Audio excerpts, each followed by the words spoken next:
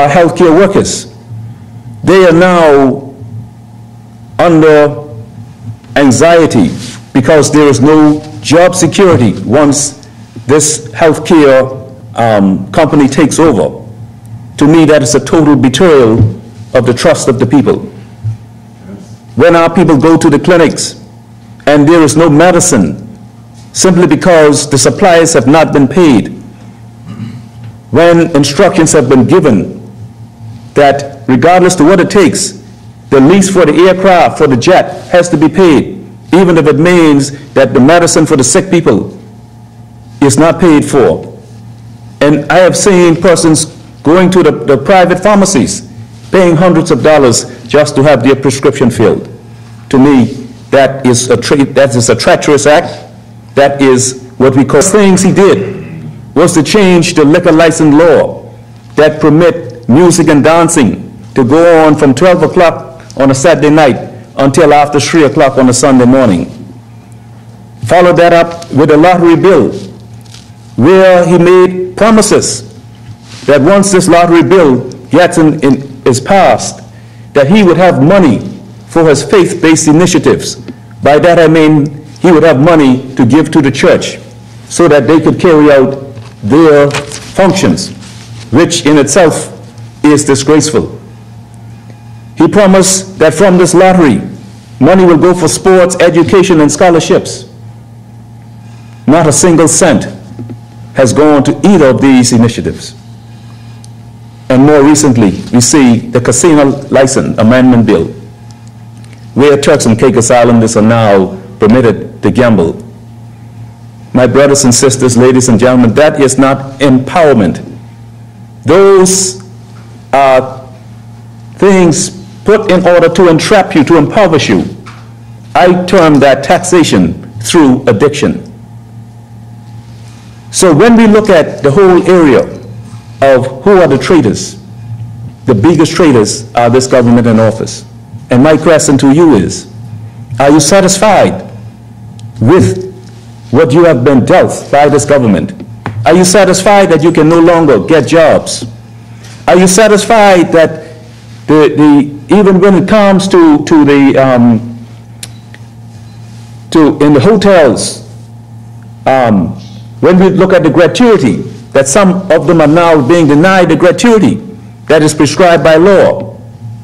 The only way to deal with this government is to take them out of office. If you've had enough, then you must be able to stand on your feet and speak out and denounce it. Because if you don't, the government is going to take that as a clear signal that you're satisfied with what they're doing, and they will go further. To me, that is a total betrayal. Thank you, Mr. Leader. Thank you, Honorable Salvo, for clarifying that matter.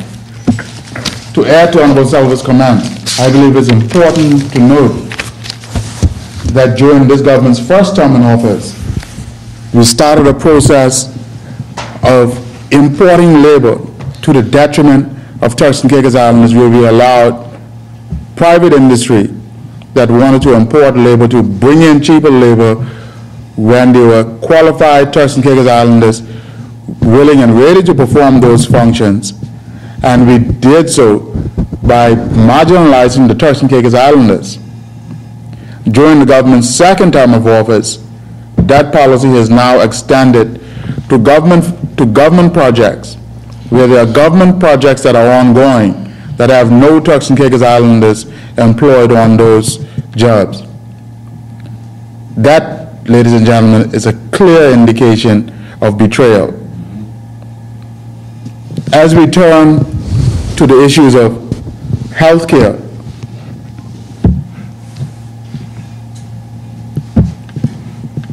before I turn to the issue of health care, I'd also like to inform the public at large that we will be holding a public meeting in Providenciales tomorrow, Thursday, March 6th at 7 p.m. at the downtown headquarters, and on Friday, the 7th, in Granta, to further vacillate these issues and to ensure that you are informed of all that is going on in your country.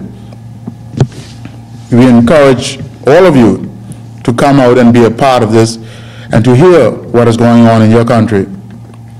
As we move to the issue of healthcare and the new hospitals, for a number of months and now years, we have constantly called on the government of the day to be open and transparent in their deliberation on the hospitals. We have specifically asked and called on them to be honest with the people as it relates to the impact that the new arrangements will have on the cost of health care to citizens, how the system will treat the uninsured or uninsurable, and to be honest with us with the levels of debt that the new hospitals will accrue to the citizens of this country. In recent times, the government has indicated to us that the hospitals will cost the country about $125 million. We have reason to believe that even in this statement, the government has not been truthful. And I will defer to Honorable Parnell to unveil some information that has come to our attention that I believe proves the government to be untruthful.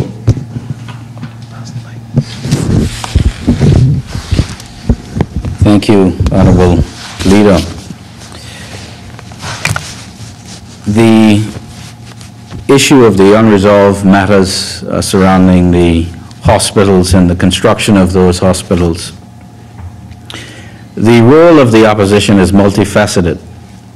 One of these responsibilities is to be the watchdog of government and to protect the people in the country from waste and keep the government true to its campaign promises and guide the enactment of laws towards the vision of our party. Now, in keeping with this responsibility, and I might say that there are a lot of people out there who say that we are not keeping up with that responsibility, and I think that they are wrong. We are keeping true to that responsibility as the opposition. We now announce the need for scrutiny over the much talked about and highly promised hospital project. We have clear evidence that what is being told and of course what is being sold to the people about the hospital project is highly questionable and may very well be untrue and a total betrayal of the people's trust. Now, while InterHealth Canada has been sold the rights to manage health care for the people of this country for 25 years, what is not known by the people is the total amount the people of this country is indebted for this scheme. We were told that by the government that the hospitals would cost some $125 million. And I will hold up a copy of, this is the Turks and Caicos Sun.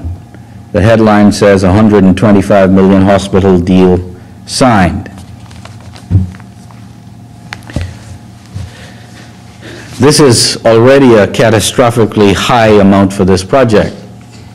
But what we have found is that the government of the TCI has signed off on a charge against the land where the hospitals are to be built